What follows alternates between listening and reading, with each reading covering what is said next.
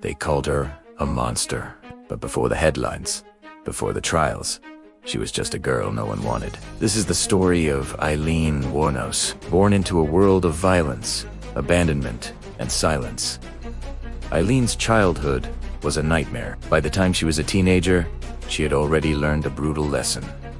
Survival comes at a cost. Thrown out of her home, she found herself living on highways and in cheap motel rooms. Aileen learned quickly to trust no one. Men passed through her life like shadows, some offering a few dollars, others taking something far more valuable. Every encounter chipped away at the little innocence she had left, hardening her against a world that had shown her no kindness. By the late 1980s, Aileen was living on the edge of Florida's highways. She was alone, angry, and afraid, carrying the weight of years of trauma that the world had simply ignored. And then, the killings began. One by one, men were found dead shot, abandoned, erased from the world. To the media, the story was simple.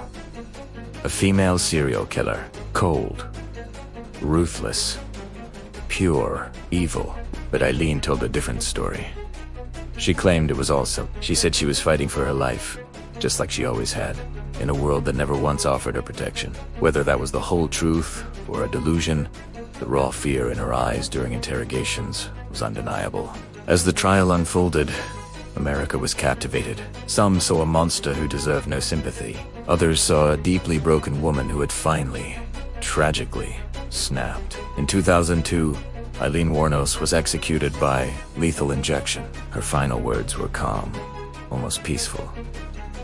A six-long brutal fight was finally over, but the question still lingers, haunting us decades later.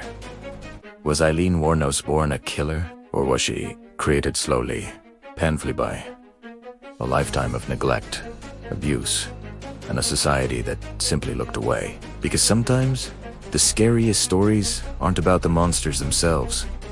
They're about how they are made. What do you think?